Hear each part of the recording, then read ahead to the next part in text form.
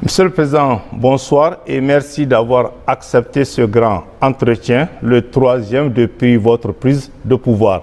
Un large entretien pour toucher les grands sujets de préoccupation des populations, mais aussi pour parler de l'actualité internationale. Et pour planter le décor, pourquoi avez-vous choisi cette grande interview et non un message à la nation comme il est de tradition à l'occasion du 3 août et ce depuis 104 ans?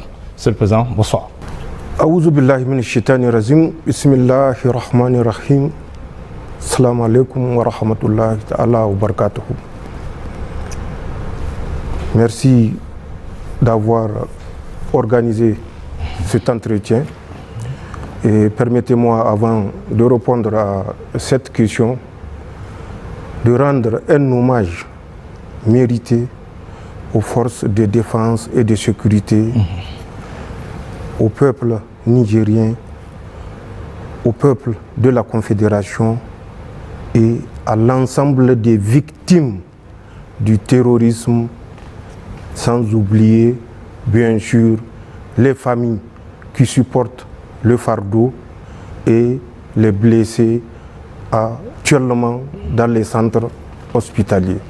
Allah subhanahu wa ta'ala accorde sa rahma à nos martyrs, qu'il couvre notre pays, le Niger, de sa rahma et l'ensemble des peuples de la Confédération. Et effectivement, comme l'ensemble des Nigériens l'auraient constaté, le message à la nation attendu ce jour 2 août a été déjà adressé au peuple nigérien et à l'opinion internationale le 25 du mois de juillet.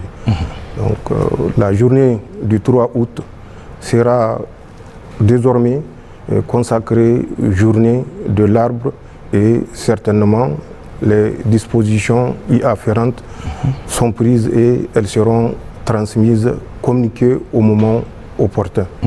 Ce changement de cap qui est fondamental, national, si on peut l'appeler et le qualifier ainsi.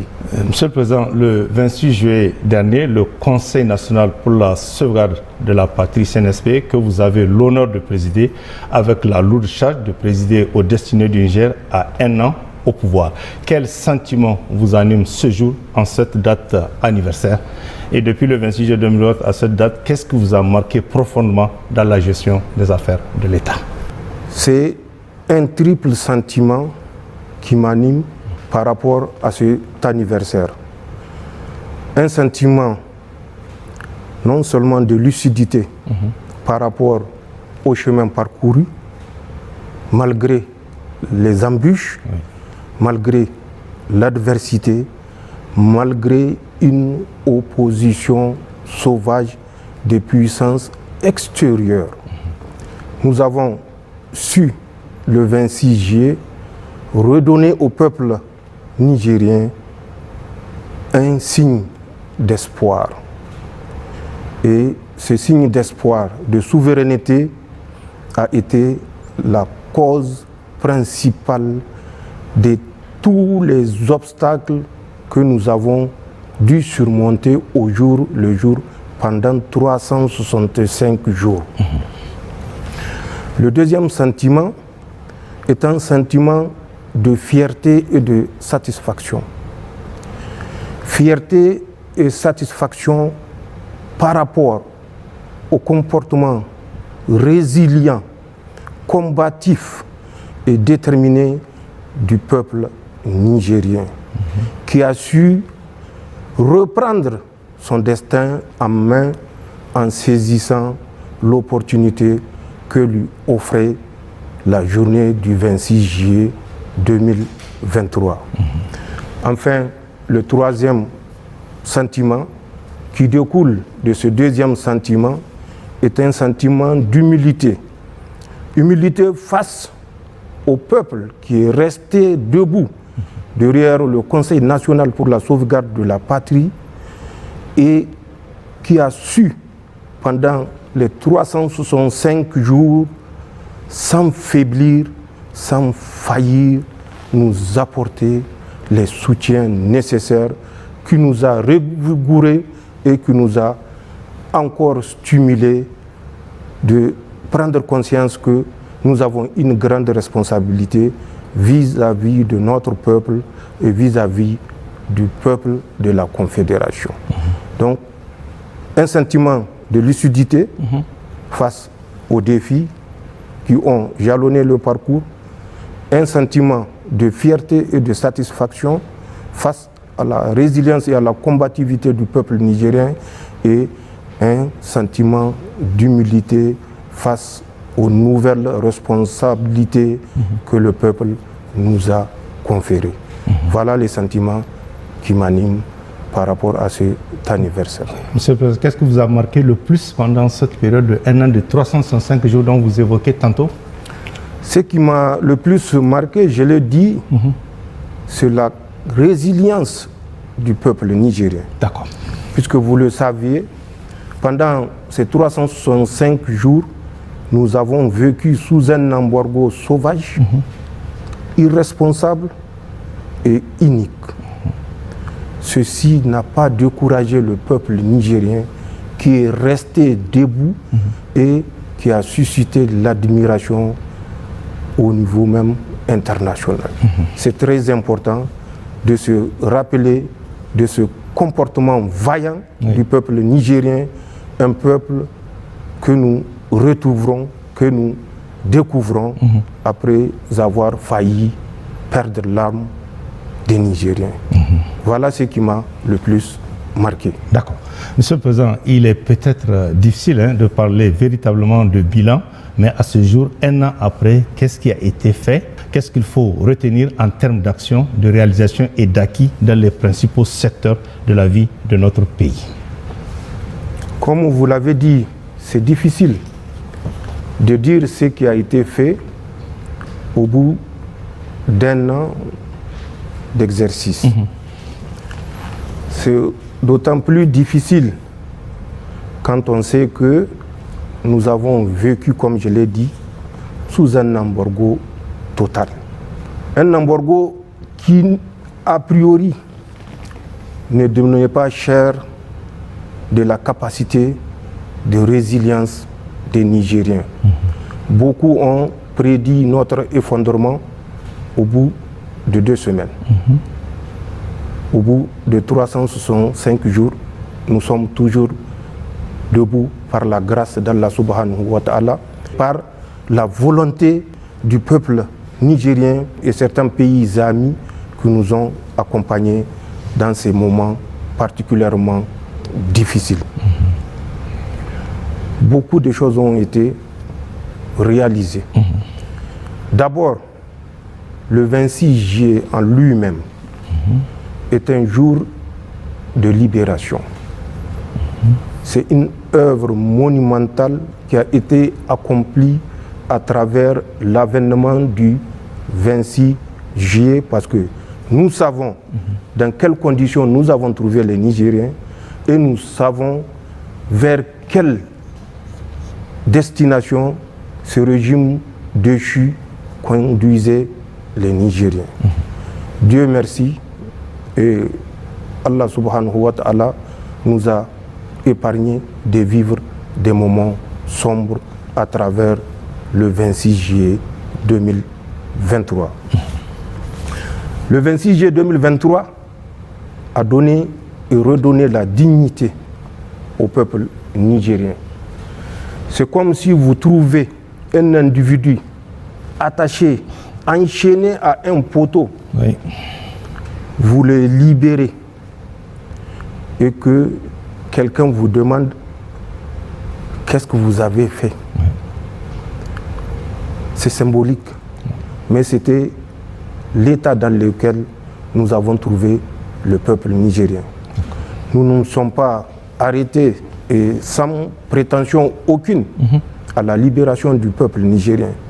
Nous avons compris le problème auquel notre pays faisait face et nous nous sommes attelés à y remédier, bien sûr, avec non seulement l'accompagnement du peuple lui-même, mais également de certains pays, frères et amis. Nous avons donné la dignité, l'espoir, la volonté de combattre, l'espoir qu'un avenir meilleur est possible, malgré l'endoctrinement des 65 ans passés. La volonté de reprendre le destin du peuple nigérien, de reprendre son destin en main. C'est cette volonté guerrière que nous avons réveillée au sein du peuple nigérien, et c'est ce réveil qui a fait que le peuple nigérien n'a pas senti la souffrance qu'on voulait lui imposer. Sur plusieurs domaines, nous avons fait beaucoup de choses. D'accord. Vous prenez le domaine sécuritaire.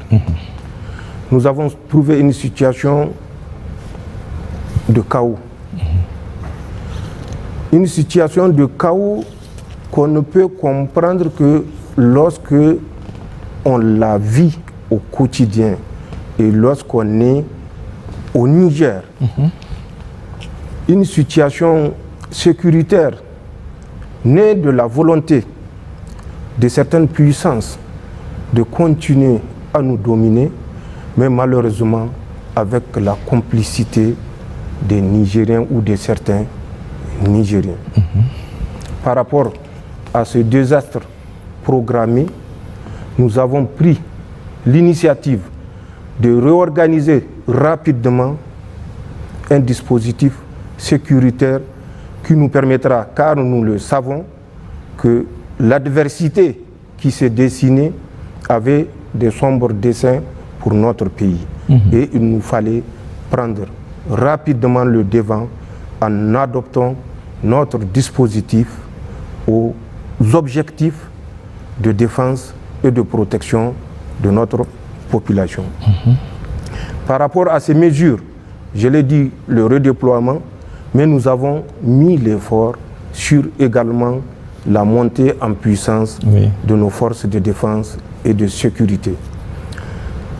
On entend souvent certains dire que le matériel que nous utilisons, nous l'avons trouvé. Il a été acheté par le régime déchu. C'est méconnaître la réalité.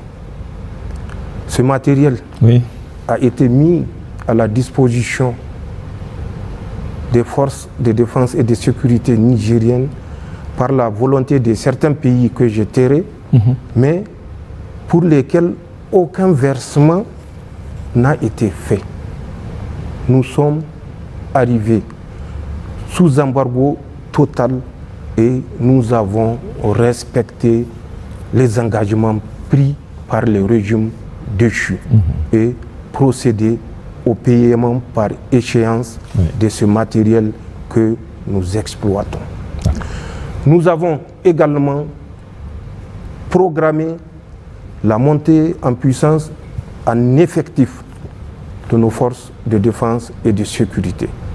Et le cas le plus récent est ce recrutement de 10 000 hommes qui a déjà commencé le 1er juillet et qui s'effectuera en 2 phases pour des raisons de formation de qualité. Enfin, l'effectif étoffé, il faut donner une formation adaptée, une formation appropriée, une formation qui réponde au contexte d'insécurité dans lequel nous nous sommes retrouvés. Nous avons également trouvé une situation qui s'est aggravée par l'embargo, comme je l'ai dit, sauvage et irresponsable. Sur le plan socio-économique, nous ne sommes pas restés les bras croisés à nous lamenter. Nous avons pris des initiatives endogènes qui consistaient d'abord à mobiliser les ressources internes nous permettant de faire face aux dépenses de souveraineté. Nous avons la fonction publique qui supporte des millions de Nigériens. Oui, tout à fait. Puisque nous avons cette particularité, derrière chaque fonctionnaire, c'est tout un village. C'est des familles. Donc, il fallait préserver ces dépenses de souveraineté et vaille que vaille les assurer. Et grâce aux agents de la Direction générale des impôts, des douanes, du Trésor, une mobilisation au-delà des espérances a permis de satisfaire ce besoin de dépenses de souveraineté. Nous ne nous sommes pas contentés de payer que le salaire, nous avons fait d'autres investissements. Nous avons assuré à nos scolaires, à nos étudiants, le paiement des arriérés de leurs frais d'études ou de certaines bourses qui datent de 2 ans, 3 ans. Oui. Malgré l'embargo, nous avons su assurer cette responsabilité. Nous avons, à travers le Fonds de solidarité, qu'il est important de rappeler le rôle également qu'il a joué et qu'il continue à jouer, car c'est ce même fonds qui nous a permis, je ne l'ai pas dit, de réaliser plus de 200 véhicules au profit des forces de défense et de sécurité. La discrétion, à certains moments, et surtout face à certaines intentions que nous connaissons, nous recommande d'être réservés. C'est ça. Donc ce fonds de solidarité, en plus d'avoir accompagné l'équipement des forces de défense et de sécurité, nous a permis de lancer le programme de la grande irrigation qui permettra à court terme de satisfaire 50% des besoins alimentaires des Nigériens. En plus du fonds de solidarité, nous avons créé la commission de lutte contre la délinquance économique, financière et fiscale, la COLDEF, qui a permis à l'État de rentrer dans ses droits. Certes, pas dans tous ses droits, puisqu'il y a des auteurs qui sont en fuite. Oui, bien sûr. Mais ils reviendront et ils répondront, et un seul COPEC ne saura disparaître. D'accord. À chacun son tour. Et comme le dit un proverbe Oui. Hausa, Karshen Tururuwa Ngurma. Sumye, vous connaissez en germain. Amajiri Gadesi. Oui. Nkwando Daino Agabare. Zama Fattaï Gakan. D'accord. Agaye Gazumbuganda. Au Igadouam. D'accord. C'est ce que j'ai à dire par rapport à ça. Donc la COLDEF va continuer le travail pour lequel elle a été créée. Elle a été accompagnée par non seulement le peuple nigérien, mais par surtout les autorités qui ont toujours affirmé qu'elles n'interviendront jamais dans le fonctionnement de cette structure très importante pour notre pays. D'accord. Toujours dans le cadre des mesures socio-économiques que nous avons initiées, protéger un couloir stratégique qui a permis, malgré l'embargo, d'assurer la permanence du ravitaillement au profit de notre pays, des populations, oui. au profit des populations. Certes, rien ne saura satisfaire l'homme, mais les forces de défense et de sécurité du Niger, du Burkina et du Togo font un excellent travail pour permettre à notre pays de ne pas souffrir les affres de la faim ni du chaos. Même si sous d'autres toits, dans certaines chaînes, on dit que c'est l'effondrement. Et l'effondrement, Inch'Allah, se produira ailleurs, mais pas au Niger. Nous avons su tenir debout le peuple nigérien est resté debout, le Niger est resté debout à travers ces deux premières mesures. La troisième mesure, c'est dans le domaine diplomatique et de coopération.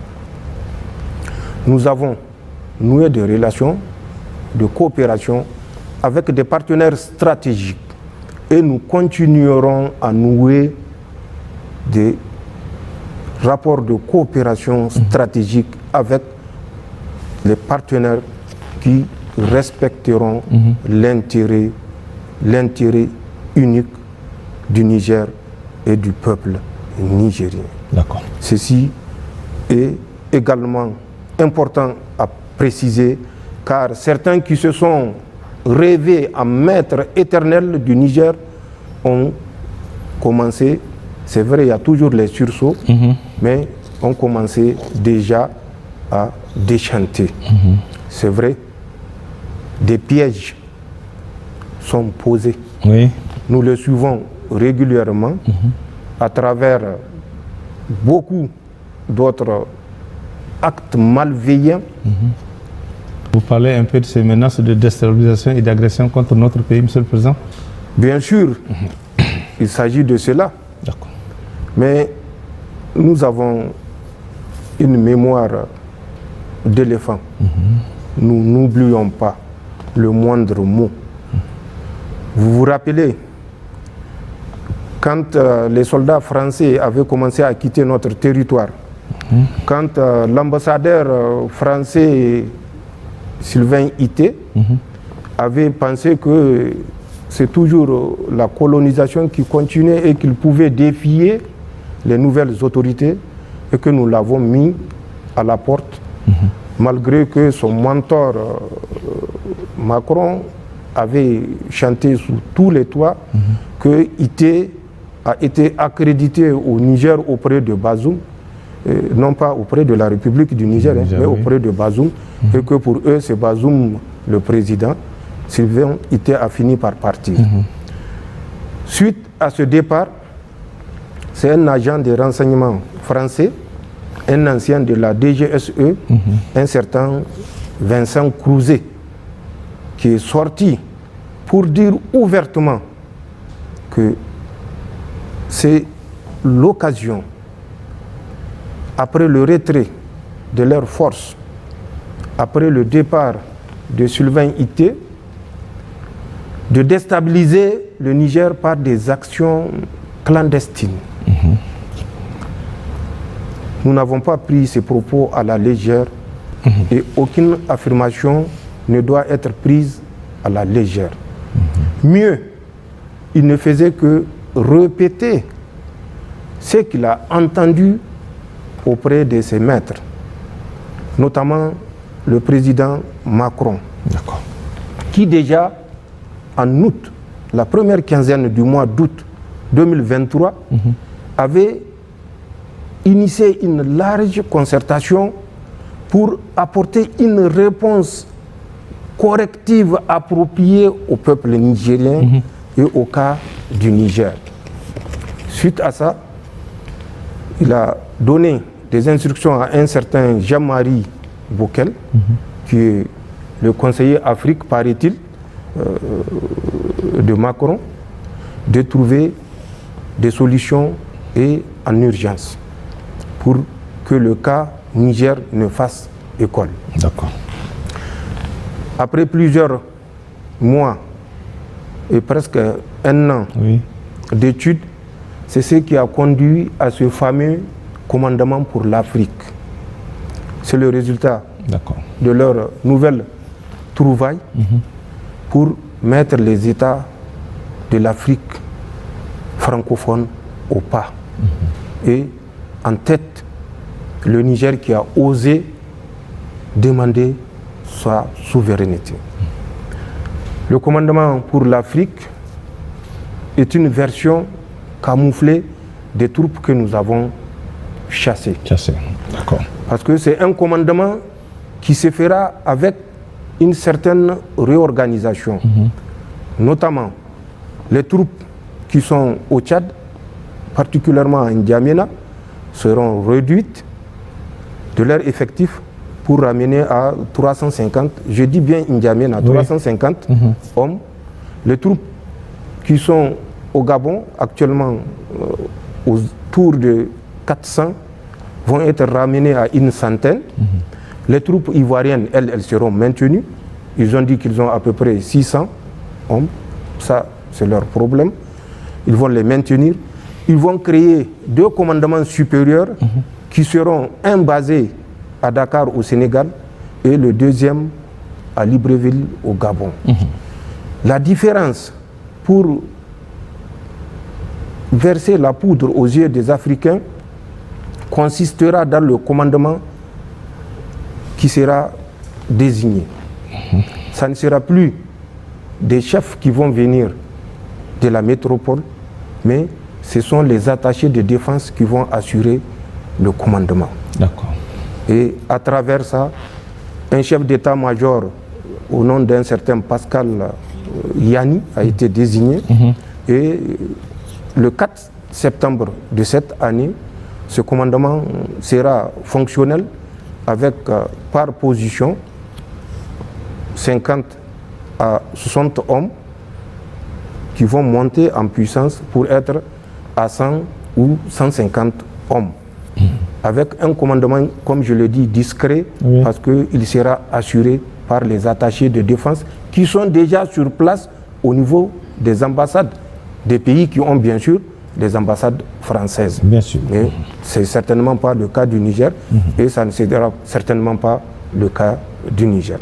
Donc cette volonté maladive de déstabiliser le Niger s'est propagée à travers le repositionnement de tous les agents de la DGSE française que nous avons chassés de notre territoire.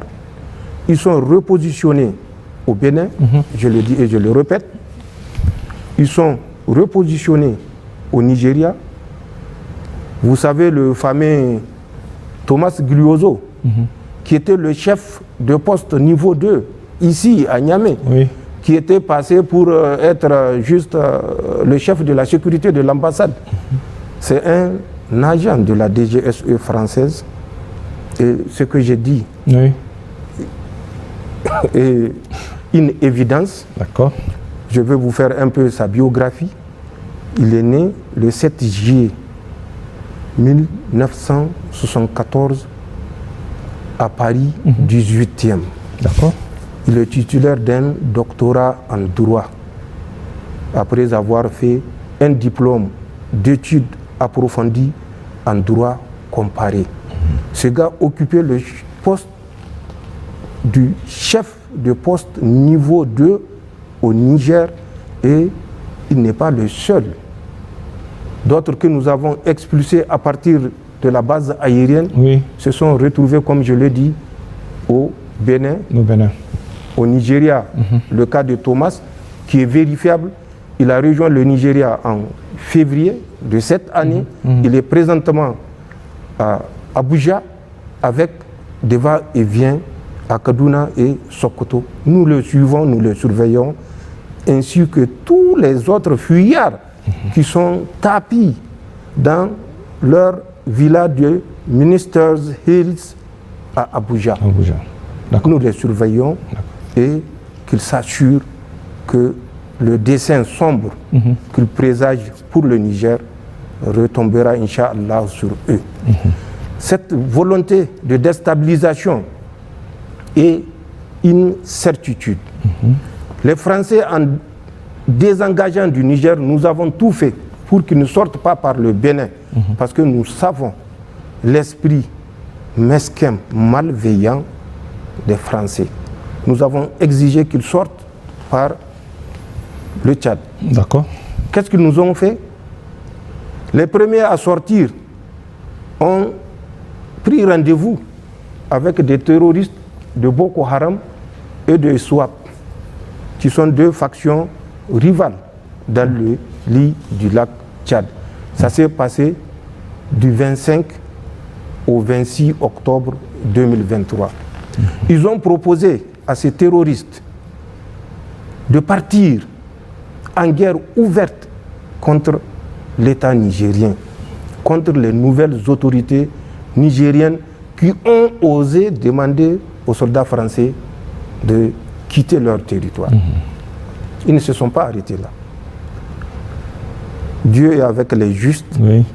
Boko Haram et ISWAP ne se sont pas entendus et Inch'Allah, ils ne s'entendront jamais.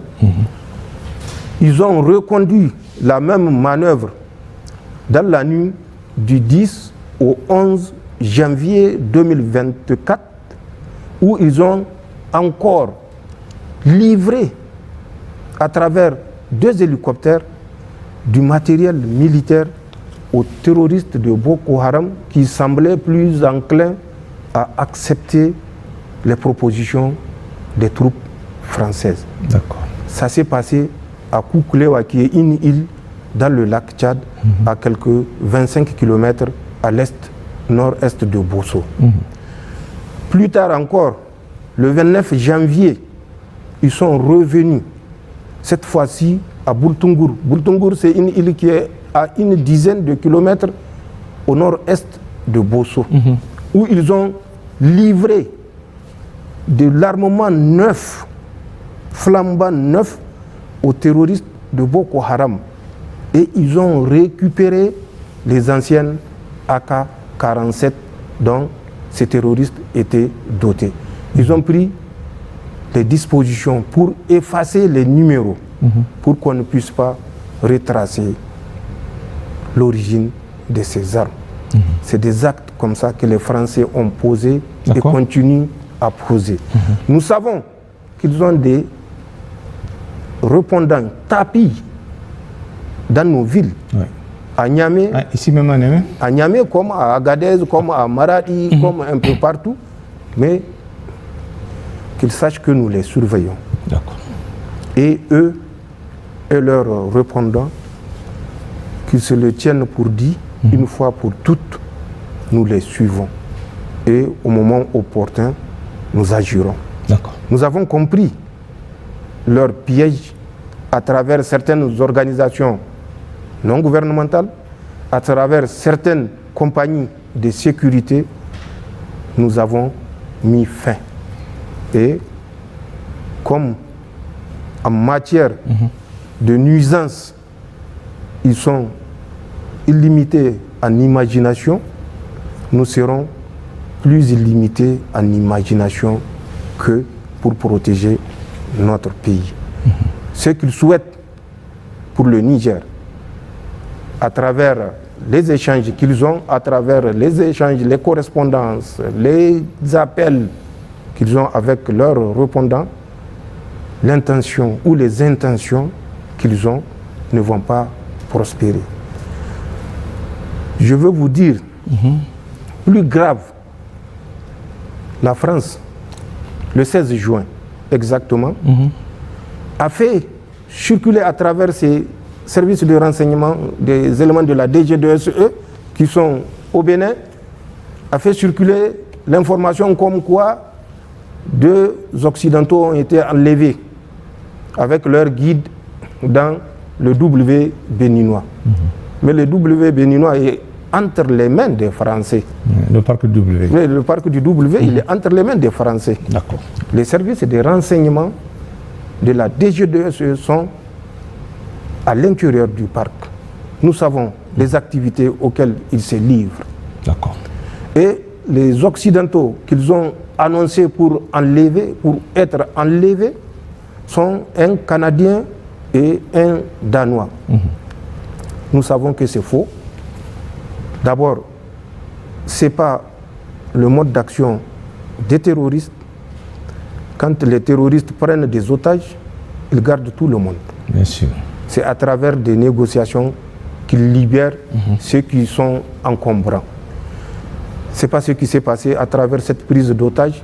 Ils ont libéré les guides béninois et ils ont gardé les 2 otages entre parenthèses.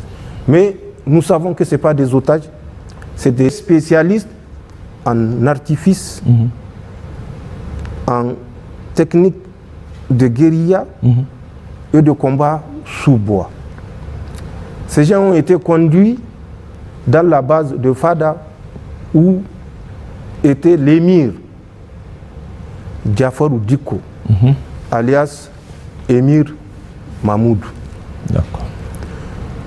Ils ont formé ces terroristes dans la pose des engins explosifs improvisés, dans les techniques de combat, de recherche, de renseignement.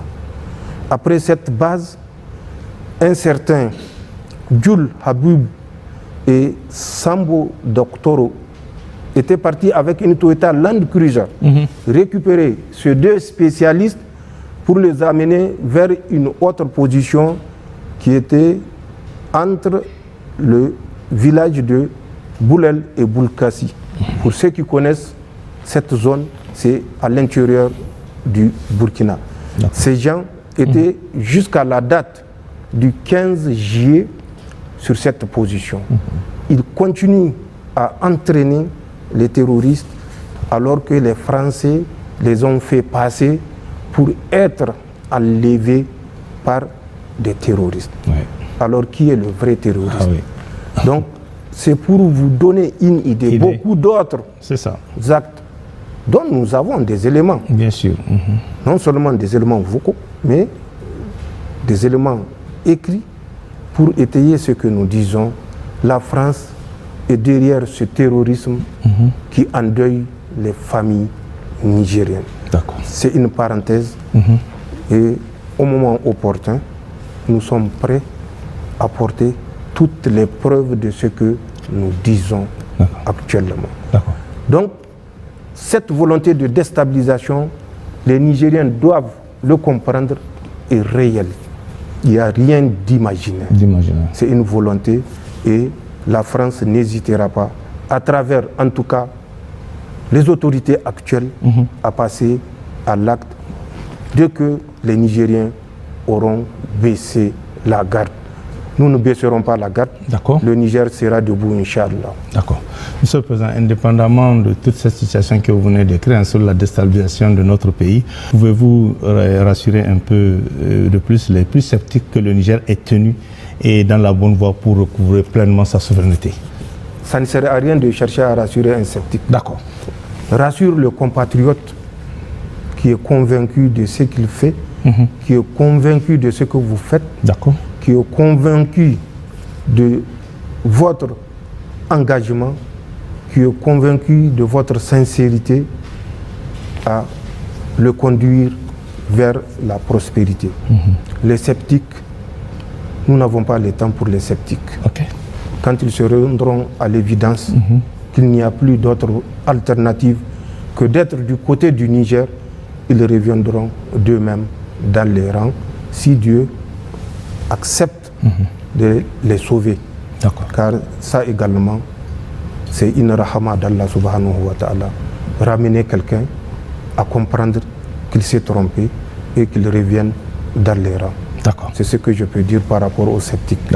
Monsieur le Président, il y a un point sur lequel on va insister un peu. Quels sont les efforts en matière de justice sociale et de lutte contre la corruption et la vie chère? Je l'ai dit, les mesures sont prises et elles continueront à être prises, notamment la vie chère. Oui, la vie chère. La vie chère a un lien, en tout cas au Niger, avec ce que je viens de dire. Nous avons des éléments où les agents français avaient pris contact avec des opérateurs économiques. Nous avons des éléments audio, nous avons des éléments écrits où ils demandaient à ce dernier de faire disparaître toute leur quantité de vivres, des magasins, de les disséminer dans des pays favorables. Quand je dis favorable, pas favorable au Niger, bien sûr. Et nous savons ces pays où ces quantités ont été disséminées. D'autres ont purement et simplement intercepté des bateaux chargés de vivres qu'ils avaient commandés pour les revendre. tout simplement pour créer la pénurie au Niger et pousser le peuple à dire trop, c'est trop au Conseil national pour la sauvegarde de la patrie. Mais ils sont venus trop tard. Ouais. Le peuple a compris là où il va. Plus personne ne le détournera de l'objectif de souveraineté, d'indépendance et de liberté. Nous avons certainement, et ce n'est pas notre souhait, d'abuser de la confiance que le peuple a placée en nous. Sûr. Nous comprenons les souffrances du peuple parce que nous les avons vécues et nous les vivons avec le peuple. D'accord. Nous avons pris des dispositions pour mettre des sommes importantes à la disposition de l'OPVN pour acquérir sur le marché les céréales. Le ministre du Commerce, le ministre délégué aux Finances, le directeur général de l'OPVN ont fait 2 semaines de mission dans des pays amis afin de constituer des stocks qu'on mettra soit gratuitement, soit à prix modéré à la disposition des populations nigériennes. Nous avons agi également sur certaines taxes pour permettre aux commerçants, mais commerçants humains, de baisser le prix. Et vous l'avez vu, certains ont accepté de nous accompagner. Les autres, puisque nous savons déjà le dessein qui était caché derrière leur connexion avec ces Français, ne vont jamais baisser le prix afin de permettre aux populations d'assurer la survie, puisque un pays qui est sous embargo, bien sûr, on ne peut parler de survie. N'eût été la grâce d'Allah subhanahu wa ta'ala, la compréhension de certains pays qui nous ont accompagnés, nous ne saurons pas dire où est-ce que nous serions. Nous en serons aujourd'hui. Certainement pas. D'accord. Donc, c'est des mesures que nous avons prises et toujours, je l'ai parlé, je l'ai dit, j'en ai parlé, la grande irrigation. C'est peut-être pas immédiat, mais c'est une voie. Toujours dans le sens de rendre la vie moins chère. Nous avons fait ce que personne n'a fait depuis que le Niger est producteur de pétrole, baisser le prix. Certains disent c'est 41 francs, d'autres disent c'est juste 50 francs. Mais nous, au moins nous avons eu la conscience de baisser. Certains, ce que les populations attendaient depuis très longtemps. Depuis 12 ans, certains, rappelez-vous, en 2022, ont plutôt augmenté de 100 francs le prix du litre de gasoil au lieu de réduire et d'alléger les souffrances. Donc, même si c'est 1 franc que nous avions décidé de réduire sur le prix du litre, c'est une réduction. Nous n'avons pas augmenté 1 franc. Nous avons déduit 1 franc. Et nous avons fait mieux, c'est 41 et 50 francs que nous avons déduit de prix des litres, soit c'est l'essence ou le gasoil. Voilà ce que nous avons fait, sans être exhaustif, pour répondre à cette question de vie chère et des difficultés auxquelles chaque foyer nigérien est confronté. D'accord. Monsieur le Président, après la prise de pouvoir par l'armée le 26 juin 2023, plusieurs de nos partenaires politiques, financiers et techniques ont suspendu leur coopération avec le Niger. Mais depuis lors, les Nigériens observent tous les efforts diplomatiques que le CNSP et son gouvernement sont en train de déployer pour une reprise de la coopération avec ses partenaires. L'on peut dire qu'il y a aujourd'hui une reprise totale de la coopération avec nos partenaires. Qu'en est-il exactement?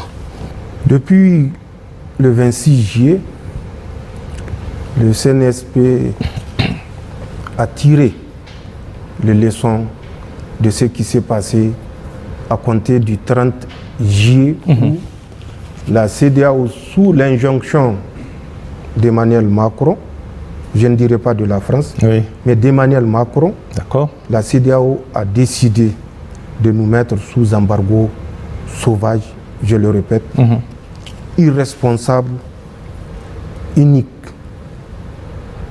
Nous avons tiré les leçons puisque beaucoup de partenaires, sous le couvert de la démocratie, la grande démocratie, qui punit 27 millions de Nigériens pour un seul individu. Nigérien, entre parenthèses. Oui, bien sûr. D'accord. Cette communauté qui nous a abandonnés, comme l'avait dit, si bien dit, Choguel Maïga, le premier Somalien, en plein vol. Ces différents partenaires, nous leur disons toujours, chaque fois que nous avons l'opportunité d'échanger, que nous tournons la page, mais nous n'arrachons pas la page. Nous avons appris de leur comportement. Nous avons créé les ressources endogènes pour nous permettre d'être debout 365 jours. Oui. C'est un départ et le Niger n'est pas prêt de retourner sur la position avant le 26 juillet 2023. D'accord.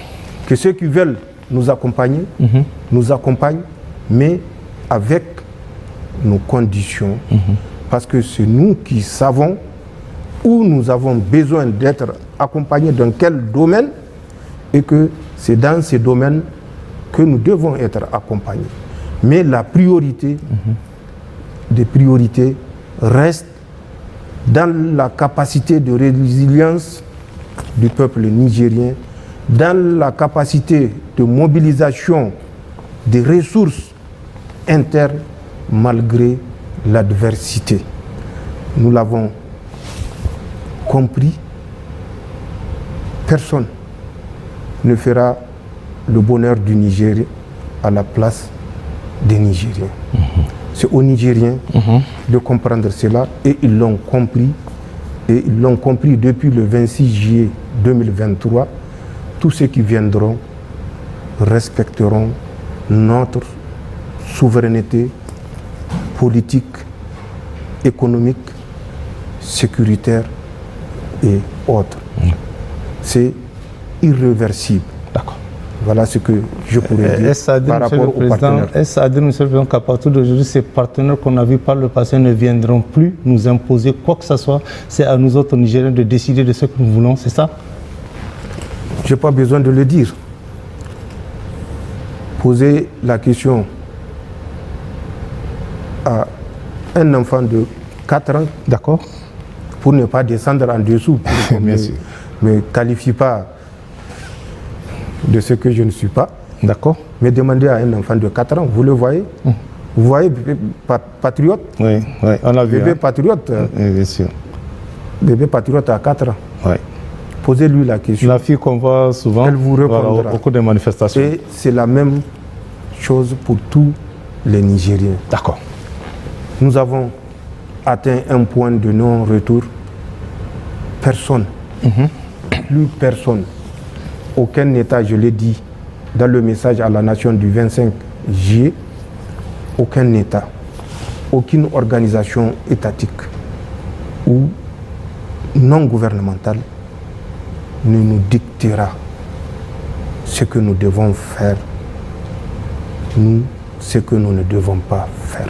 D'accord. Nous avons tiré les leçons des 12 mois d'embargo et notre marche est irréversible. Tout celui qui veut venir, qu'il vienne, mais qu'il vienne à nos conditions. D'accord. Nous avons compris que nous sommes dans un monde de relations géostratégiques où, certes, les intérêts de l'autre qui viendra vers vous doivent être préserver, Oui. mais d'abord les intérêts des Nigériens. D'accord. Et ça, dans tous les domaines. D'accord. Monsieur le Président, et toujours en ce qui concerne la diplomatie, nos relations avec le Bénin constituent un grand sujet d'actualité. Qu'est-ce qu'il faut retenir aujourd'hui? Ce qui s'est passé avec le Bénin, je ferai peut-être l'économie de m'étendre, mais il est de mon devoir de dire aux Nigériens ce qui s'est passé avec le Bénin et peut-être la lueur d'espoir également dans le cadre toujours de nos relations avec le Bénin. Je dis bien peut-être. D'accord. Le 30 juillet, quand la CEDEAO avait décidé de mettre le Niger sous embargo, le président Talon, c'est à partir d'Abuja qu'il avait appelé pour dire d'interrompre tout chargement, tout franchissement des moyens nigériens. Quand je dis moyens, je veux dire moyens automobiles qui chargeaient au port de Cotonou ou qui ont chargé de l'intérieur du Niger et qui sont sur le pont de Malanville, poste frontalier. D'ailleurs, l'unique que nous avons avec le Bénin.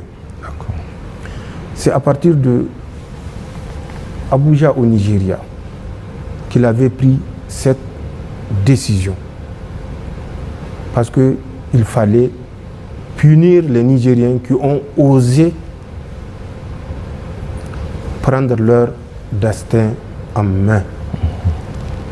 Tout à fait normal, en tant que président du Bénin, qu'il donne des ordres.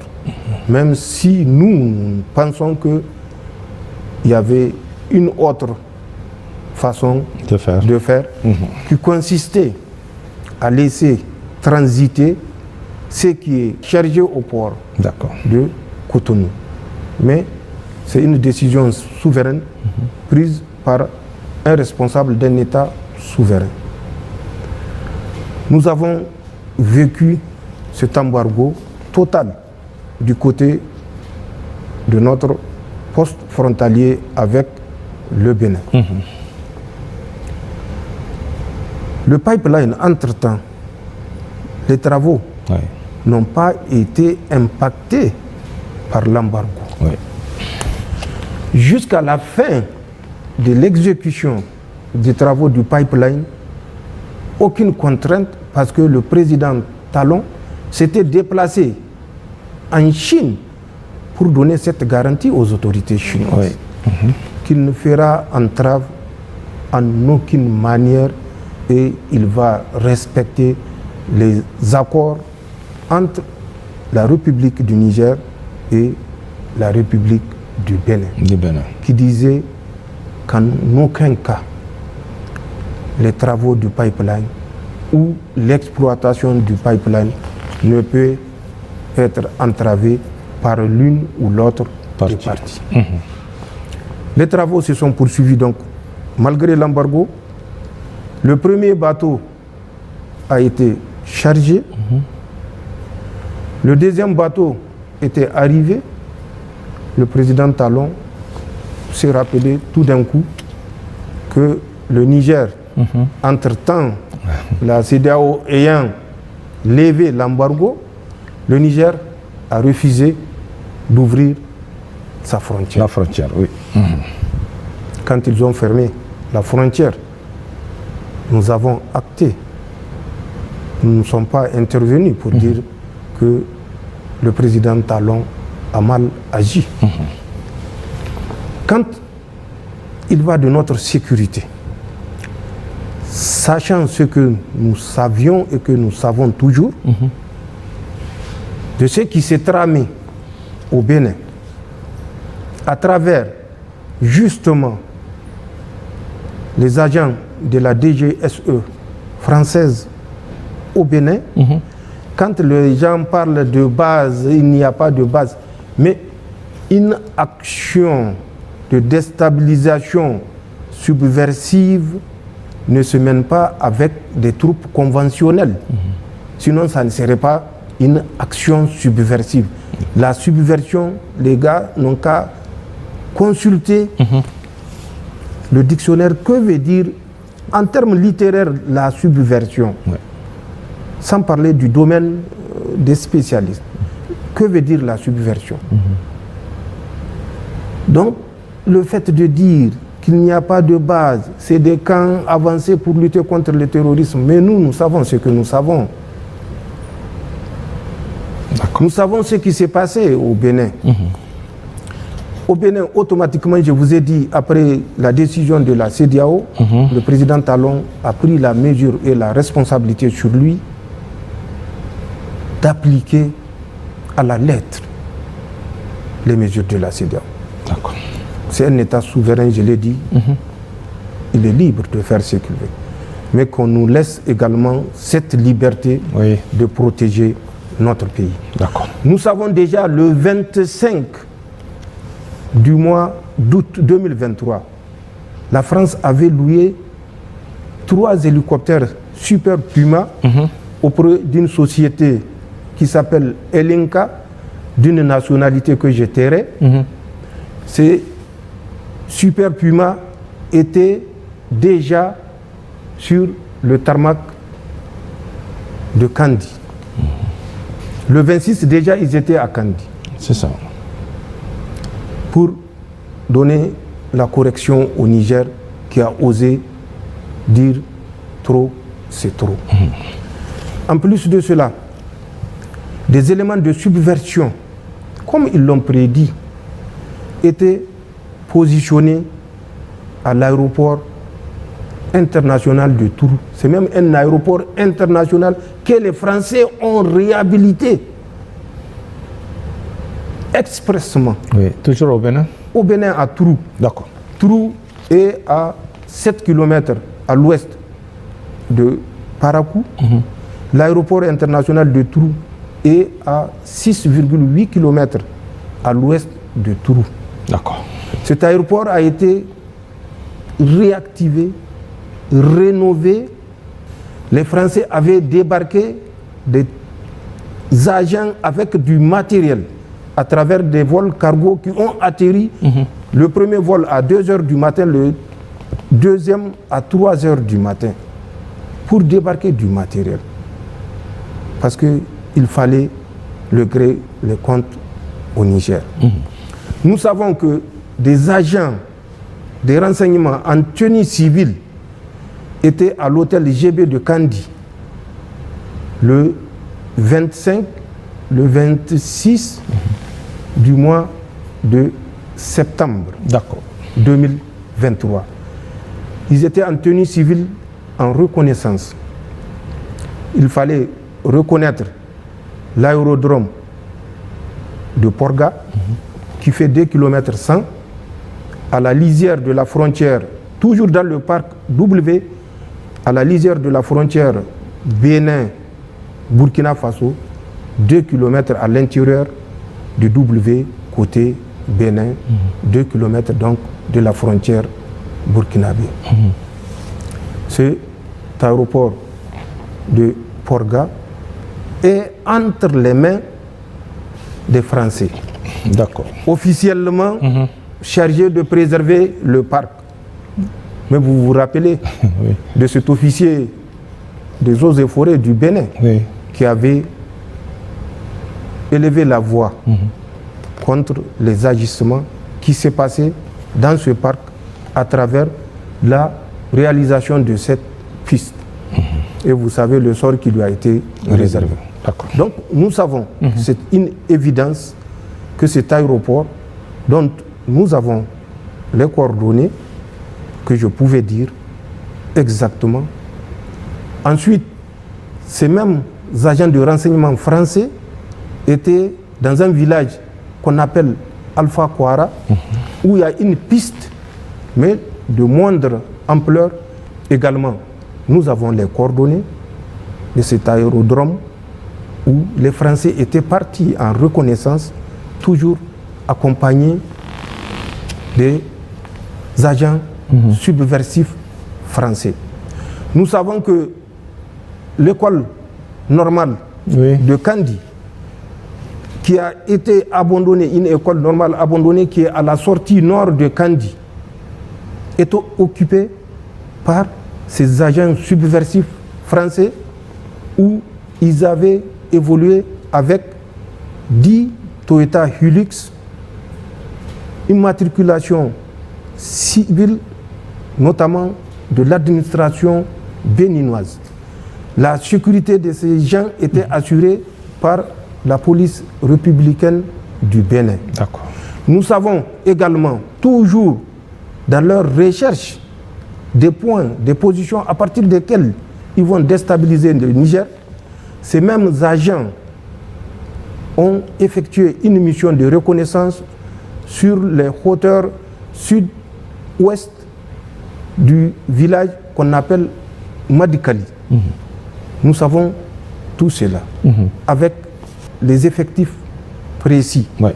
Je le rappelle, ce n'est pas des bataillons, ce n'est pas des compagnies, mais c'est des groupes d'agents subversifs qui évoluaient en tenue civile et avec des éléments des forces armées béninoises eux-mêmes en tenue civile. D'accord.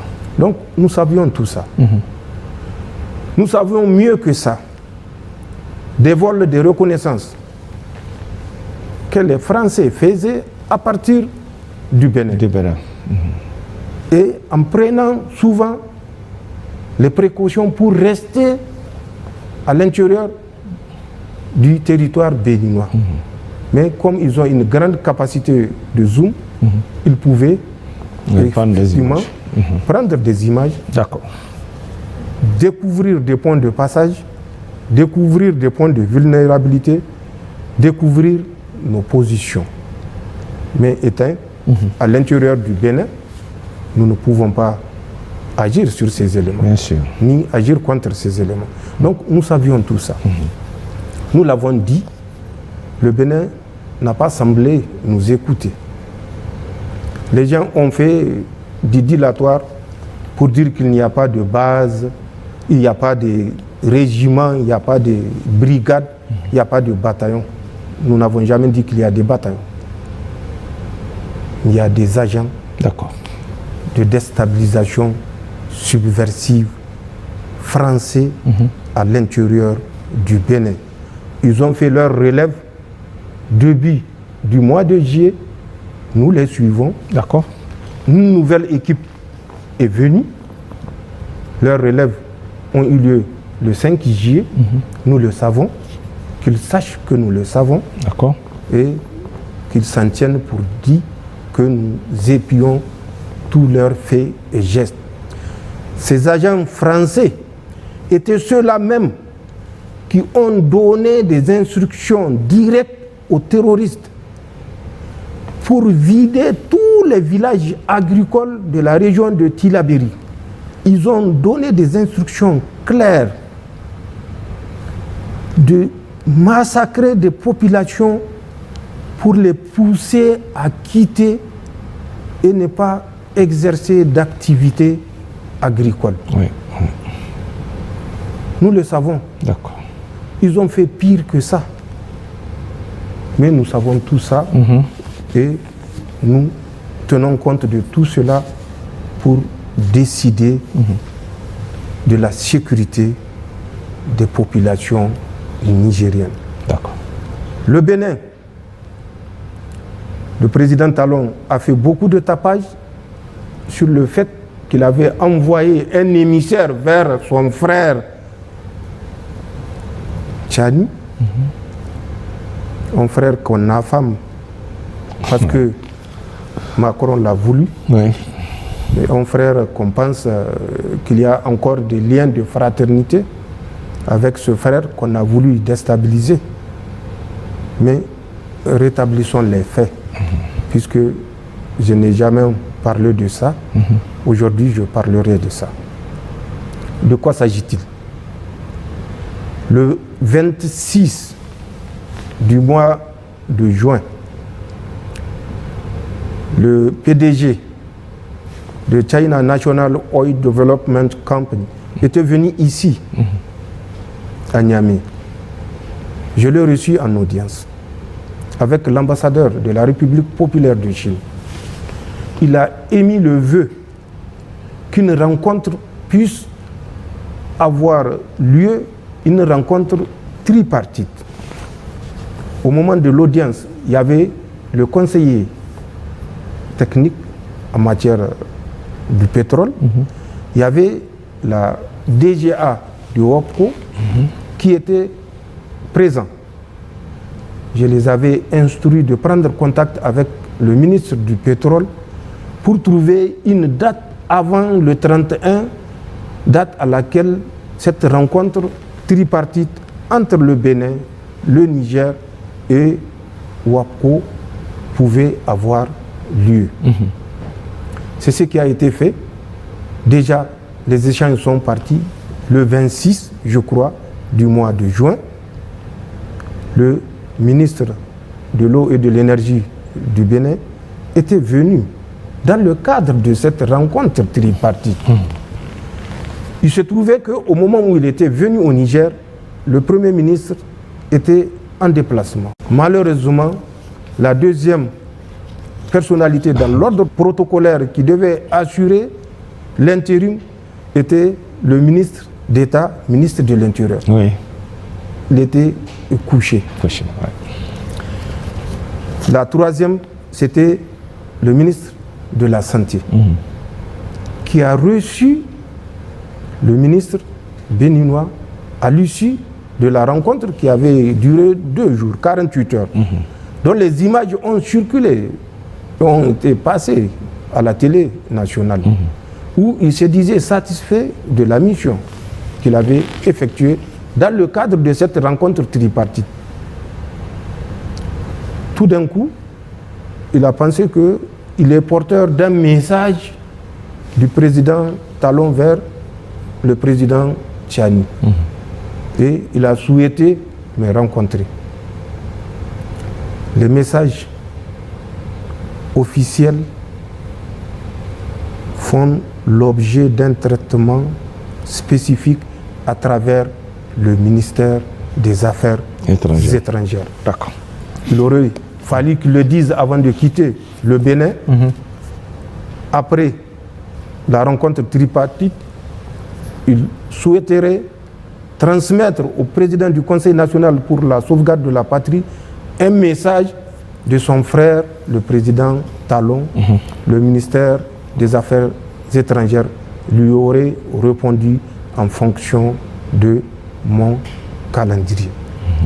Voilà ce qui s'est passé. D'accord. Et voilà la vérité, les faits, et ça a donné lieu à une polémique internationale, puisque je crois que le président Talon était à l'époque au Brésil, quand il a fait un tweet pour dire que le méchant président de la transition du Niger a refusé de prendre la main fraternelle qui lui avait été tendue à travers un porteur de message. Voilà ce qui s'est passé. D'accord. Et ce sont des faits. Ce n'est pas un tissu, c'est des faits et les faits sont vérifiables. Donc, tous ces agissements ont conduit les deux parties à être chacune sur ses gardes. Bien sûr. Nous avons la responsabilité de la sécurité de notre pays. Nous avons la responsabilité de la sécurité des citoyens nigériens. Nous prendrons les mesures nécessaires pour ne pas répondre devant Dieu d'avoir trahi la confiance des Nigériens. D'accord. Le jour où nous saurons qu'il n'y a aucune menace du côté du Bénin, nous prendrons les mesures appropriées. Et nous espérons, à travers des démarches déjà qui sont initiées de part et d'autre, particulièrement, je profite pour remercier le président Soglo et le président Yahi Boni, qui ont fait le déplacement, Tout à fait. malgré le poids de l'âge, pour venir vers nous et nous demander de renouer le fil du dialogue. D'accord. Dans la même lancée, nous avons envoyé une mission qui est partie, conduite par le ministre d'État, ministre de l'Intérieur, et qui a échangé, et au retour, qui nous a fait le point de cette mission. Il y a des perspectives, D'accord. mais la sécurité est l'urgence la plus urgente. D'accord. Donc, il y a des perspectives Oui, de reprise, mais elles la sont sécurité d'abord. conditionnées par des mesures de sécurité. D'accord. C'est une question de responsabilité vis-à-vis du peuple nigérien. D'accord. Monsieur le Président, le 6 juillet 2024, le monde entier a été témoin du sommet populaire, si je puis m'exprimer ainsi, et historique de l'AES à Niamey. Tout était historique, à la fois la mobilisation populaire, la rencontre des 3 chefs d'État, la réussite du sommet et les décisions fortes qui en ont découlé. Monsieur le Président, quel sentiment vous anime à ce propos? Le sommet du 6 juillet a été un sommet à tout point de vue exceptionnel. D'abord, à commencer par la mobilisation pour l'accueil. Déjà, le 5 juillet, dans l'après-midi, lorsque le président Ibrahim Traoré avait atterri sur l'aéroport international Diori Hamani de Niamey. D'accord. Compte tenu de la mobilisation de ce jour, nous avons pensé que pour rendre la courtoisie à cette mobilisation, il fallait marcher. Et c'est ce que nous avons fait de l'aéroport jusqu'aux encablures du palais présidentiel. Ouais. Avec le président Ibrahim Traoré, parce que nous ne pouvons pas concevoir d'être assis dans les véhicules et passer sans dire merci à ceux-là même qui ont pris d'assaut la voie express depuis 14h30 jusqu'à 18h et pour certains même jusqu'à 21h. Ils étaient restés sur l'itinéraire. Le trajet. Donc, déjà, en termes d'exception, c'était exceptionnel. Mieux, le 6, avec l'accueil de mon frère également, Assimi Goïta, où la population était sortie également en nombre pour l'accueillir. Mais compte tenu des délais, pour cette fois-ci, nous n'avons pas pu marcher. C'est ça. Certainement, nous avons déçu beaucoup qui étaient venus voir ce qui s'est passé le 5, réédité le 6. Et malheureusement, nous nous en excusons. D'accord. C'était le délai qui ne nous permettait pas. Parce que s'il fallait marcher, ce n'est pas moins de 2 heures, 3 heures, et c'est une rencontre prévue pour durer une journée. Donc, compte tenu des délais, nous n'avons pas pu marcher et rendre la courtoisie à ceux qui étaient sortis. N'empêche, ils ont fait le déplacement pour être aux alentours du centre de conférence Mahatma Gandhi, où la rencontre dans une salle archi-comble avait eu lieu. Les images ont passé, des décisions ont été prises, que vous retrouvez certainement à travers les documents de la Confédération, puisque à compter du 6, les conclusions, pour synthétiser, sont essentiellement le passage de l'Alliance des États du Sahel à la Confédération Alliance des États du Sahel, étape intermédiaire vers une fédération, Inch'Allah. D'accord. De grandes décisions ont été prises, décisions qui ont su faire la différence avec les textes de la CEDEAO qui nous ont poussés, contraints, déjà le 16 septembre, à nous retrouver au sein de l'Alliance des États du Sahel et le 28 sortir carrément de cette CEDEAO qui voulait par tous les moyens nous ramener dans les rangs de la vassalisation, dans les rangs de la colonisation. Nous nous sommes inspirés de ce qui s'est passé avec la CEDEAO pour prendre des mesures fortes avec des garde-fous qui ne permettront à personne, à aucun État, aucun individu ou groupe d'individus d'être une menace à un État souverain. Ce sont ces grandes mesures qui ont été prises où tout est basé sur le respect de la souveraineté et de l'intégrité territoriale des États. Ce sont des principes fondamentaux. La non-agression. Aucune mesure de coercition ne peut être prise contre un État. Aucune agression entre les États membres de la Confédération.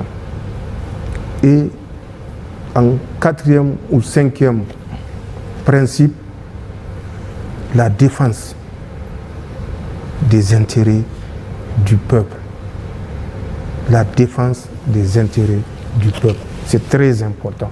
Si la CEDEAO avait ce principe, elle n'allait pas priver d'électricité 27 millions de Nigériens, tout simplement parce qu'il fallait mettre le Niger sous cap ou sous coupe réglée. Le Niger est debout. Inch'Allah, le Niger restera debout face à toute adversité. Monsieur le Président, par rapport à cette question de CEDEAO, on a vu quelques tentatives de certains pays pour amener les États de l'AES au sein de la CEDEAO. On peut dire aujourd'hui que ce départ de la CEDEAO des 3 États de l'AES est irréversible et définitif. Mais ça, c'est une question à laquelle je n'ai pas besoin de répondre. On ne peut pas être à la Confédération et nous parler de la CEDEAO. Je vous ai dit, la Confédération est une étape intermédiaire. Nous allons, Inch'Allah, vers la fédération. La CEDEAO est derrière nous. Et pour ceux qui disent que les peuples de l'AES ou de la Confédération de l'AES ne pourront plus circuler dans les États de la CEDEAO, ils sont d'abord combien? Ces États de la CEDEAO? Il y avait 16. Un est parti, la Mauritanie. 3 autres sont partis, le Burkina, le Mali et le Niger. Il y a 12. Nous sommes à 194 États reconnus.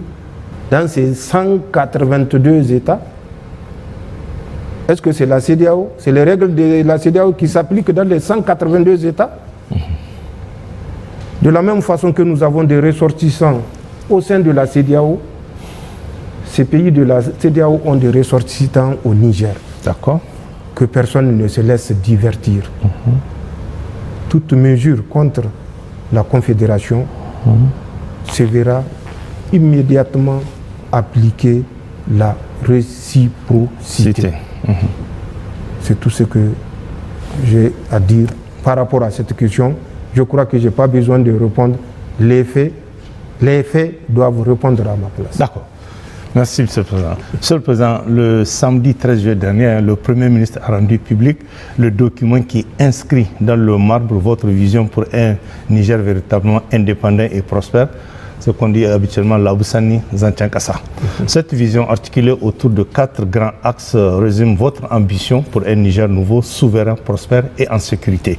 Par ailleurs, nos générations actuelles ont été les témoins privilégiés de vos décisions courageuses et historiques de réintégrer dans le domaine public de l'État nigérien les permis pétroliers et miniers de Bilma, R5, R6 et R7, ainsi que Imoram, entre autres. Ce qui confirme votre volonté, Monsieur le Président, celle du CNSP et de son gouvernement d'affirmer la souveraineté du peuple nigérien sur ses ressources naturelles. Question, Monsieur le Président, dans votre politique de refondation de l'État nigérien et de reconquête de notre souveraineté, quelles seront les prochaines étapes et les derniers chantiers à venir? Merci. Vous avez dit Labousanino, Zanchan Kassani. Je commenterai encore. Hala Lady Non. Hala Lady Non. Ah, ok. Lady Amen. Niger. Lady Amen Niger. D'accord. Hana Hala Lady France. Na France. C'est ce que je vais ajouter. C'est un peu, Monsieur le Président? C'est un peu et que ceux qui comprennent et que ceux qui ont des difficultés à comprendre comprendront un jour. D'accord. Labousanino, Zanchan Kassani, c'est pas seulement un groupe de mots, c'est un état d'esprit. Quand vous dites Labousanino, vous devez avoir conscience qu'il n'y a rien en dehors de votre foi qui elle-même recommande loyauté envers sa patrie. Aucun acte, aucun sacrifice, quand vous dites Zanchan Kassani, n'est hors portée du Nigérien qui dit Zanchan Kassani. De la même façon dont les forces de défense et de sécurité sont en train de consentir les sacrifices ultimes de leur vie, tout celui qui dit Labousanino, Zanchan Kassani, Halale du non, doit se dire qu'il doit se sacrifier sur le faux, mais pour le lait du Niger, pour la terre de nos ancêtres, pour le Niger. Labousanino, ce n'est pas un slogan pour demander des postes. Zanchan Kassani, ce n'est pas un slogan pour demander des privilèges. Halale du non, c'est un slogan pour être disponible 24 heures sur 24, 365 jours sur 365 jours sur le faux pour défendre la patrie. D'accord. C'est ça que les Nigériens doivent comprendre. Pour revenir au document auquel vous avez fait allusion. Oui, c'est votre vision. Cette vision ne date pas de juillet. C'est un document, le directeur de cabinet ici présent peut le confirmer, qui date de octobre 2023. D'accord. Mais chaque chose, deux facteurs essentiels doivent être pris en compte, qui sont le contexte et l'opportunité. Laboussani, qui se retrouve à travers ce document, répond à un contexte. L'opportunité de le porter à la connaissance des Nigériens ne s'était pas présentée en octobre. Pour des raisons évidentes et connues des Nigériens. Nous avons attendu. Et nous avons entendu des Nigériens qui disaient que nous naviguons à vue. À vue, tout à fait. Mais nous, nous savons ce que nous faisons. Cette vision, vous l'avez rappelé, était portée sur 4 axes. Défense, sécurité, la gouvernance, qui rend sacré la bonne gouvernance, le bien de l'État. Ensuite, la diplomatie, qui est un chapitre important. Également, nous avons la justice sociale dont vous avez parlé tout à l'heure, la justice sociale. Et le développement de la productivité. D'accord. Donc ce sont ces 4 axes qui sont compilés dans cette vision que nous avons voulu offrir aux Nigériens pour qu'ils comprennent où nous voulons aller. Et comment il faut aller. D'accord. C'est des bas tactiques, comme on dit, où aller, comment aller. Oui, d'accord. Effectivement, c'est ça que le Premier ministre avait présenté le 13 du mois de juillet, puisque l'opportunité de le présenter était enfin arrivée. Tout ce que Dieu fait est bon, tout ce que Dieu fait est juste. Et le juste moment était arrivé le 13 juillet pour présenter ce document aux Nigériens qu'ils peuvent consulter et voir que avec leur aide, le Niger restera debout, Inch'Allah. D'accord. Monsieur le Président, un dernier sujet qui revient dans les débats, c'est celui de la tenue des assises nationales. Qu'en est-il à ce jour? Parce que les Nigériens posent cette question couramment, régulièrement. Qu'en est-il à ce jour, Monsieur le Président? La réponse, vous l'avez déjà à ce que je venais de dire. D'accord. Contexte, opportunité. Ok. Contexte, opportunité. D'accord. Que les Nigériens comprennent que nous sommes inscrits dans cette démarche. Les assises, ça fait près de 3 mois. Un comité ad hoc est mis en place. Un comité qui est en train de regrouper tous les travaux déjà réalisés au niveau des régions, puisque les 8 régions ont tenu des sessions de travail. Elles ont fait des propositions qu'on leur avait demandées, puisque certaines parties se sont senties à un certain moment en dehors de la marche. Nous leur avons dit d'approcher toutes les parties pour que chacun donne sa proposition, sa contribution. D'accord. Et c'est ce qui a été fait et c'est ce que le comité est en train de travailler depuis près de 3 mois. D'accord.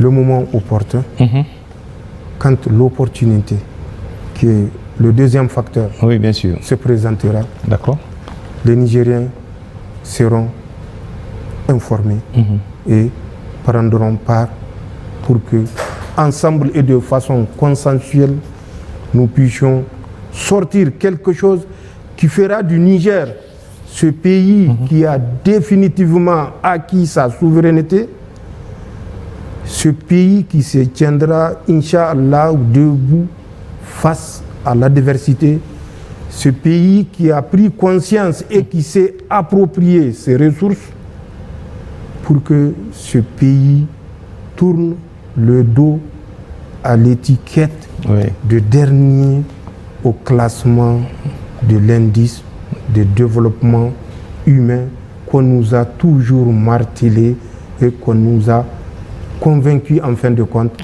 que c'est une vérité. Alors que c'était une chimère pour mieux nous exploiter. Donc, les Nigériens vont se prononcer pour que aucun Nigérien, même élu, ne puisse abuser du pouvoir et transformer le pouvoir qui lui a été donné par le peuple, qu'il ne puisse utiliser comme il l'entend et faire du pouvoir sa propriété personnelle où il peut dire, faire ce qu'il veut. D'accord. Tout sera encadré par des textes et ceux qui sont là à dire qu'ils attendent 1 an, 2 ans, que la transition parte, qu'ils reviennent reconduire les mêmes attitudes, alors ils ont du pain sur la planche parce qu'ils attendront longtemps. Le peuple nigérien prendra des dispositions pour que ceux qui sont partis par la petite porte, ne puisse revenir même par la fenêtre. D'accord. Ça, c'est un serment. D'accord. Merci, Monsieur le Président. Monsieur le Président, vous avez annoncé lors de votre message à la nation la création d'une nouvelle raffinerie et d'un complexe pétrochimique à Dosso. Peut-on avoir d'amples précisions sur ce projet que beaucoup de Nigériens attendent aujourd'hui? Effectivement, c'est un projet qui s'inspire de la réappropriation des ressources naturelles du Niger par les Nigériens. D'accord. Même si, jusqu'à une certaine époque, on nous a fait comprendre que c'est de l'eau, mais nous avons découvert que c'est du pétrole. D'accord.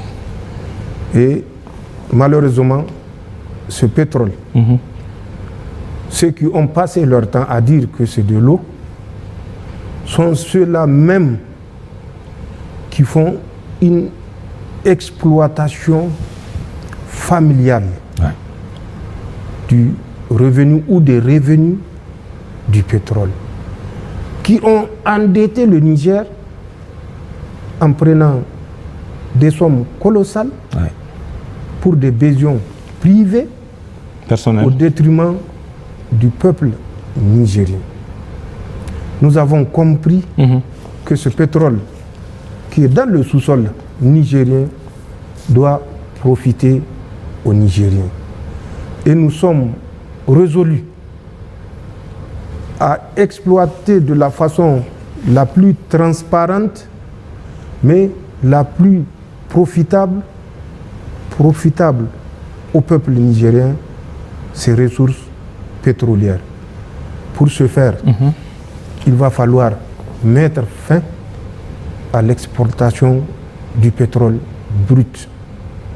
Nous avons un marché, nous avons une confédération qui est un marché de plus de 72 millions d'habitants avec des besoins énergétiques énormes. Nous voulons être le centre du monde à travers les échanges par voie ferroviaire, par voie aérienne, par voie routière. Nous aurons besoin de beaucoup d'unités industrielles. Il nous faut de l'énergie. Qu'est-ce que nous allons faire? Qu'est-ce que nous devons faire? Le brut, au lieu de l'exporter, nous allons le transformer sur place. D'accord. En le transformant sur place, nous allons produire tout ce dont nous avons besoin pour satisfaire les besoins de nos compatriotes et par extension des peuples de la Confédération. Cette raffinerie ne sera pas une raffinerie isolée, elle sera doublée d'un complexe pétrochimique. Les possibilités d'un complexe pétrochimique sont énormes. Les possibilités de transformation du pétrole en plusieurs autres dérivés, ce potentiel-là est énorme. À commencer par les produits pharmaceutiques. C'est une question de molécules. Nous allons mettre le prix qu'il faut pour que cela voie le jour. Nous sommes un pays où des années, nos fils, nos petits-fils meurent brûlés vifs dans des classes en paillotte. En paillotte, tout à fait. Or, ce complexe pétrochimique peut nous permettre non seulement de réaliser des classes à moindre frais, mais mieux d'équiper nos classes avec des aides pédagogiques également à moindre frais. Faites un peu de recherche, vous verrez le potentiel que le complexe pétrochimique permettra au Niger de réaliser. La région de Dosso est retenue pour plusieurs raisons. D'abord, la raffinerie a besoin d'eau. Nous avons une nappe aquifère de 340 000 km². J'ai dit 340 000 km². C'est ça. 3 fois la superficie de certains pays qui pensent qu'ils peuvent nous affamer, oui, en empêchant à leur maïs de rentrer, de traverser. D'accord. 340 000 km² de nappes aquifères. Donc, problème en matière d'eau résolu. Nous avons des dizaines de milliers d'hectares disponibles dans cette région qui sont du domaine de l'État. Sur ces dizaines de milliers d'hectares, nous avons besoin juste de déclasser à peu près 7000 hectares pour construire. Là également, cette exigence est résolue. Nous avons les dispositions sécuritaires, puisque quand vous faites une raffinerie doublée d'un complexe pétrochimique, ce n'est pas vu d'un bon œil par tout le monde. Certains qui veulent nous voir végéter dans la misère ne reculeront devant aucun moyen pour entraver cette marche. Donc, nous tenons compte également de l'environnement sécuritaire pour avoir choisi ce site de Dosso. Nous avons également un autre facteur qui est la proximité avec le pipeline qui fait couler les océans Atlantiques. Environ 1200 km.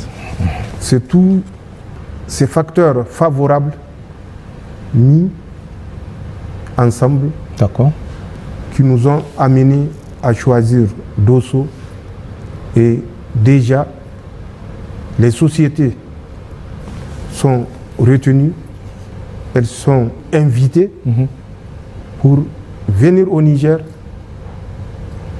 discuter, voir quelle est la meilleure offre, parce que tout ce que nous ferons s'inscrira également dans ce souci de faire en préservant l'intérêt de notre pays. Donc cette raffinerie n'est pas une chimère, ce complexe pétrochimique non plus. Des compagnies sont retenues. Il reste les négociations qui vont suivre pour nous permettre de retenir la meilleure offre pour le bonheur et l'intérêt des Nigériens. Monsieur le Président, avant-dernière question, Monsieur le Président, certains de nos compatriotes qui ont quitté le Niger au lendemain des événements du 26 juillet alimentent des fausses informations dans les réseaux sociaux sur votre gestion du pouvoir. Que répondez-vous face à ces critiques? Parce que chaque jour, on les voit sur les réseaux sociaux, ce qui est dit. C'est ce que je disais tout à l'heure. L'insecte éphémère. L'insecte éphémère. Oui. Vous ne le connaissez pas, c'est ça qu'on appelle Soumgué. Oui. Il a des ailes. Tout à fait. Mais au bout de quelques minutes, il perd les ailes. Et il revient terrestre et non aérien. Parce que les ailes ne lui seront plus d'aucune utilité. C'est la même chose que j'avais dite tout à l'heure par rapport à ceux qui ont fui et qui pensent, à partir de leur zone refuge, ils peuvent s'attaquer impunément au Niger. Ils sont au Nigeria, je vous ai dit, à Abuja, au quartier gracieusement mis à leur disposition, qu'on appelle Ministers Hills. Ils sont dans d'autres pays africains et européens, nous le savons, d'autres même américains. Ils ont mis entre eux et nous 2 à 3 océans. Mais le Niger, c'est le Niger. Bien sûr. Et le Niger est éternel. Les gens qui ont choisi de vivre en exil vivront longtemps en exil. Nous avons vu des chiffres fantaisistes. macabre où les éléments de FDS sont tombés dans une embuscade entre ESA et Tankademi, 500 morts. Les FDS du Niger sont tombés dans une embuscade entre Ikarfan et Sanam, 237 morts. Et malheureusement, Oui. Oui. il y a des oreilles apparemment saines, je dis apparemment, qui écoutent ces absurdités et qui tiennent un des comptes des organisations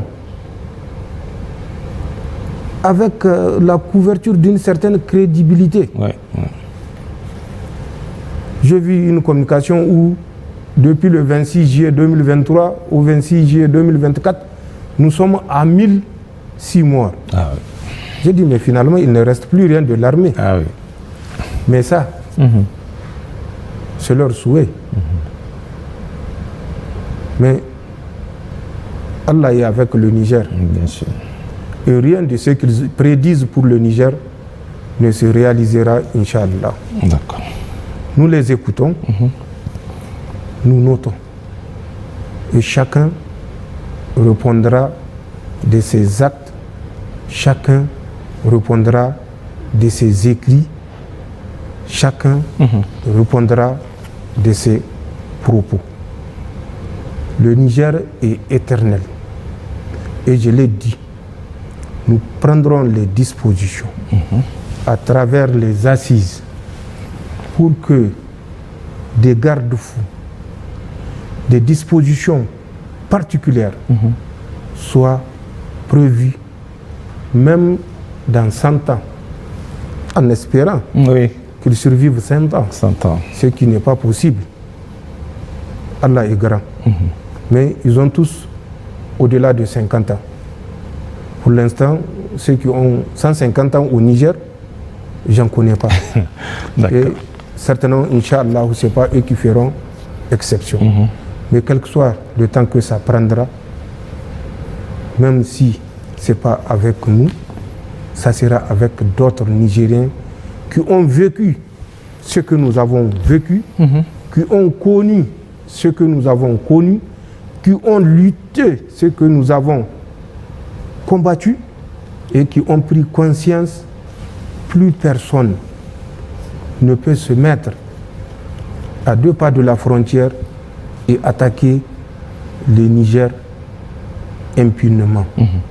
Chacun rendra compte le moment venu.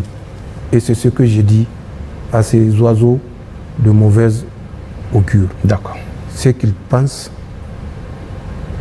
c'est sur eux que ça va retomber. Mais nous avons encore un autre adage en Hausa qui dit Barewa Bata Tuma Tanta Yererehe Geri Si Sarsar Izo Mafanak Matukulu Kanti Geri Ize Nyawo Halu Deno Agagana. D'accord. Boraidin kan goga salan irga bay mayannu irga bay mayan izenu. Et c'est pas une surprise. D'accord. Pour tous les Nigériens qui connaissent ces gens et qui connaissent leurs géniteurs. Mais comme je le dis, chacun répondra de ses actes. Et comme le dit le Coran, aucune âme ne répondra à la place d'une autre. D'accord. C'est ce que j'ai à dire. D'accord. Monsieur le Président, pour conclure vraiment cette grande interview, quel sera votre mot de la fin? C'est d'abord le dire et le répéter, notre gratitude envers les forces de défense et de sécurité qui se sacrifient pour garder debout notre pays. D'accord. C'est un devoir de compassion envers les veuves et les orphelins, qu'ils soient des FDS ou des victimes martyrs civiles. C'est un devoir de gratitude envers le peuple nigérien qui a compris la marche et qui s'est engagé irréversiblement, résolument vers la conquête de la souveraineté, de l'indépendance et de la dignité totale du Niger. C'est un devoir de gratitude envers les pays de la Confédération et tous les pays amis qui ont également compris notre démarche. Enfin, le souhait que cette saison hivernale qui a commencé se poursuive pour que les 80% de Nigériens qui vivent de l'agriculture et de l'élevage pratiquent l'agriculture ou l'élevage pour assurer leur survie et, au-delà de la survie, leur prospérité, bien sûr avec l'État qui sera toujours garant du contexte et de l'environnement sécuritaire leur permettant d'exercer cette activité. J'aurai également une pensée à toutes les personnes qui sont affectées par certaines catastrophes naturelles, notamment les pluies abondantes cette année où nous avons déjà malheureusement dépassé le taux en termes de victimes 2 à 3 fois. D'accord. Donc c'est un devoir de compassion, mais nous assurons les Nigériens que toutes les personnes affectées par ces difficultés liées au phénomène climatique seront soutenues dans la mesure des moyens de l'État du Niger. Permettez-moi également de profiter pour, une fois de plus, féliciter les agents des impôts. Tous ceux qui ont rendu possible cette mobilisation de ressources exceptionnelles qui a en conséquence permis à notre pays, malgré les pronostics les plus sombres, de rester debout, d'assurer les dépenses de souveraineté. J'ouvrirai enfin une parenthèse pour parler de question de pensionnés. Aucun peuple ne veut voir ceux qui ont servi le pays se retrouver dans une situation de misère.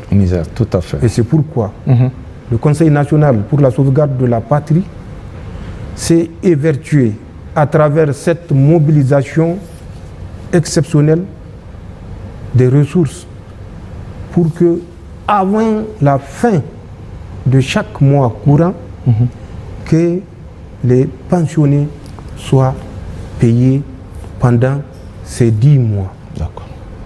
10 mois d'embargo. 10 mois d'embargo, tout à fait.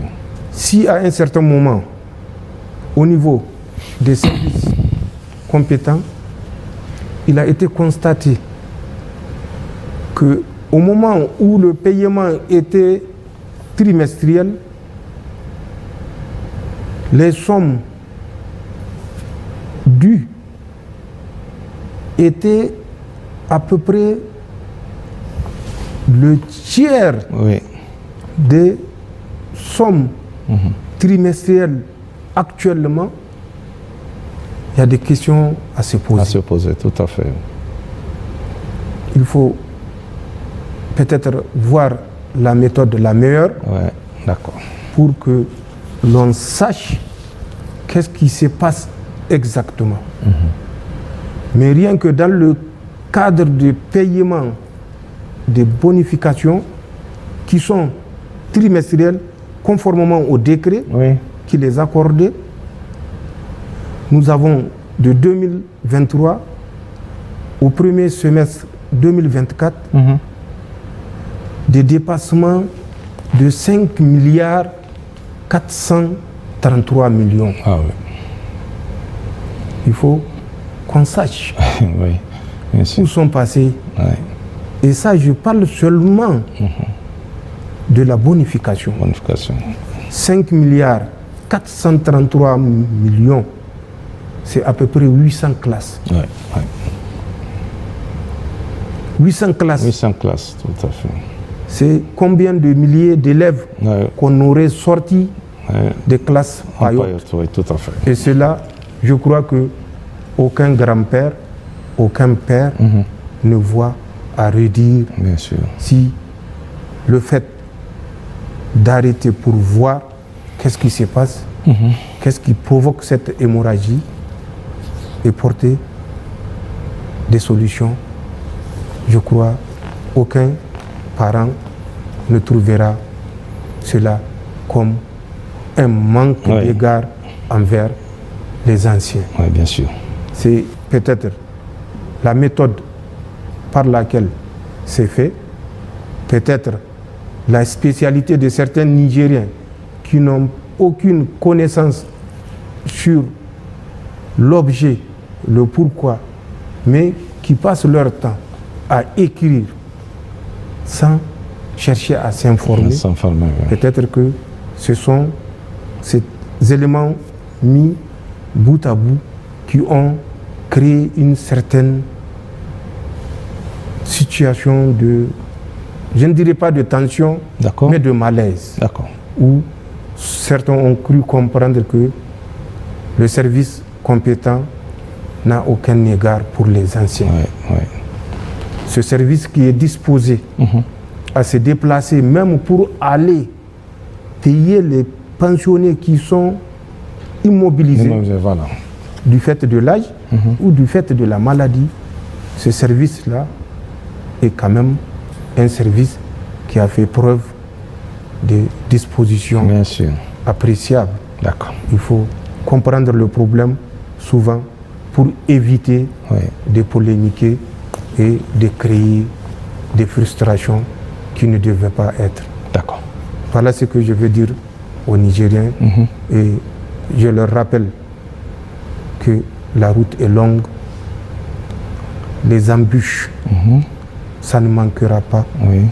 mais notre détermination fera la différence, tous ensemble. D'accord.